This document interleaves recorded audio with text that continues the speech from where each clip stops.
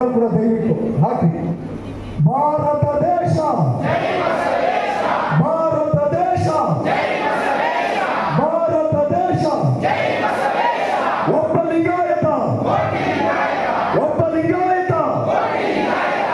ಇದನ್ನ ಸತ್ಯ ಮಾಡೋದಕ್ಕೋಸ್ಕರ ಎಲ್ಲರೂ ಕೂಡ ಅಕ್ಟೋಬರ್ 5ನೇ ತಾರೀಕು ನಡೆಯುವಂತ ರಾಜಧಾನಿಯ ಪ್ಯಾಲೇಸ್ ಗ್ರೌಂಡ್ಸ್ನಲ್ಲಿ ನಡೆಯುವಂತ ಬೃಹತ್ ಸಮಾವೇಶಕ್ಕೆ ಹೊಸಪೇಟೆಯಿಂದ ಇಷ್ಟೇ ಸಂಖ್ಯೆ, ವಿಜಯನಗರ ಜಿಲ್ಲೆಯಿಂದ ಇದಕ್ಕಿಂತ ದೊಡ್ಡ ಸಂಖ್ಯೆಯಲ್ಲಿ ಹೋಗೋಣ.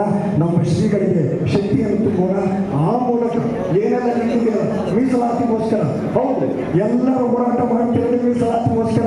ಆದ್ರೆ ನಮ್ಮ ಪೂಜ್ಯರು ಏನ್ ಹೇಳ್ತಾ ಇದ್ದಾರೆ, ಸತ್ಯವಾಗಿ ನಿಮ್ಮ ಜಾತಿಯನ್ನು ಬರೆದು ಮೀಸಲಾತಿ ತಗೊಳ್ರಿ. ಲಿಂಗಾಯತ ಬಣಜಿಗೆ ಅಂತ ಬರೆದು ಮೀಸಲಾತಿ ತಗೊಳ್ರಿ. ಲಿಂಗಾಯತ ರೆಡ್ಡಿ ಅಂತ ಬರೆದು ಮೀಸಲಾತಿ ತಗೊಳ್ರಿ.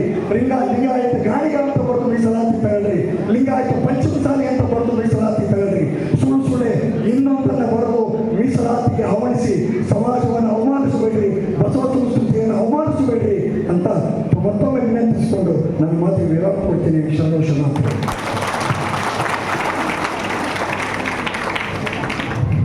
ಬಸವರಾಜ್ ಅವರಿಗೆ ಧನ್ಯವಾದಗಳು.